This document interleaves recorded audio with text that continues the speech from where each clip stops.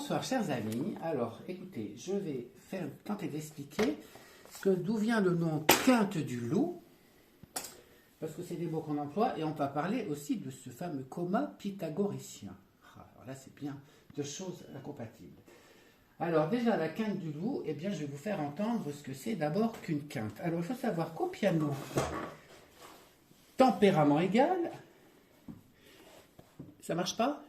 Alors, si au piano tempérament égal, donc vous me suivez, et la troisième harmonique de cette note. Alors ça, c'est une quinte que vous ne rencontrerez jamais au piano, enfin, par la plupart des accordeurs. Pourquoi? Parce qu'on accorde à octave juste. Et la quinte, on la rétrécit. Et on équilibre toujours. Donc il y aura toujours des quintes diminuées. Donc Pythagore, qu'est-ce qu'il a inventé, lui? Il y a longtemps. Finalement, c'est lui qui a tout inventé. Il a inventé déjà qu'en construisant des quintes,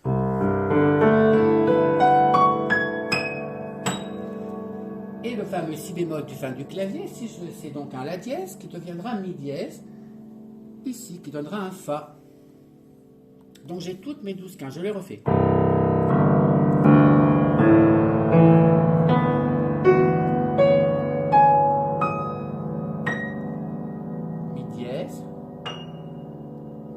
Et do.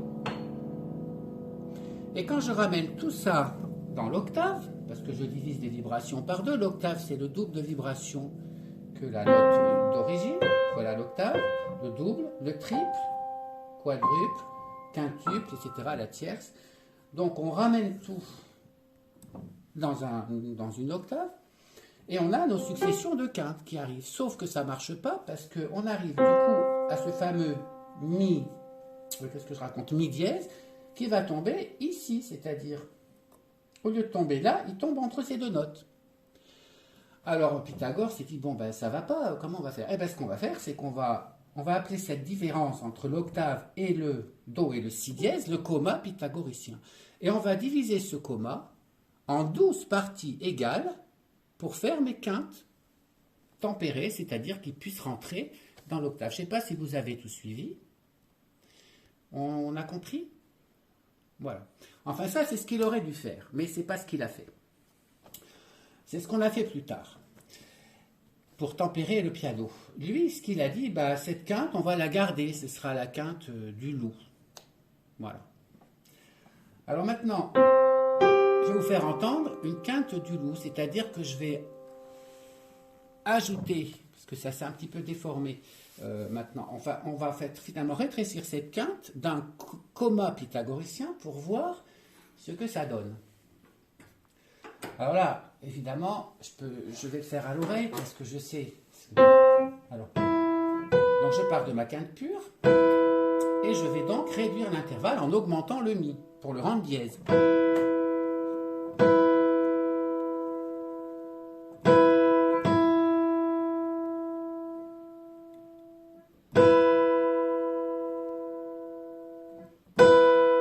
Voilà, on doit avoir à peu près 6 battues. Alors, si on la joue, on entend la quinte complètement fausse. Voilà.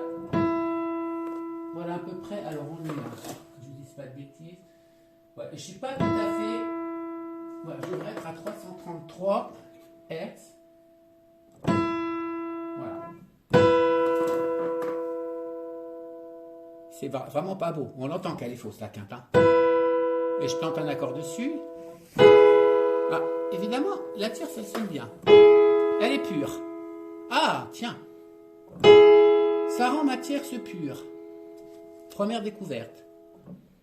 Alors, pas la tierce mineure qui bat, mais du coup, on a un accord qui est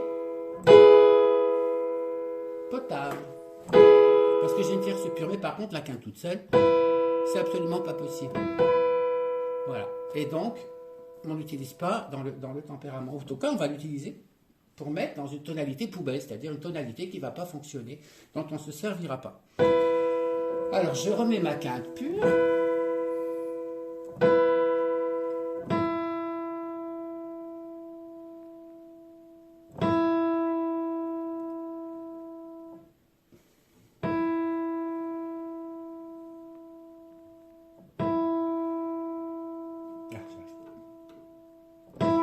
Alors, et là, je vous joue une quinte tempérée, c'est-à-dire qui est utilisée par les accordeurs.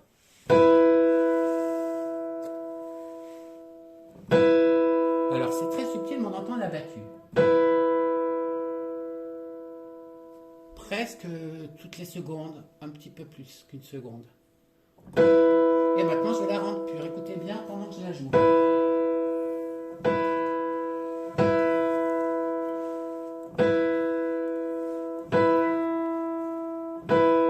Et là, elle est plate.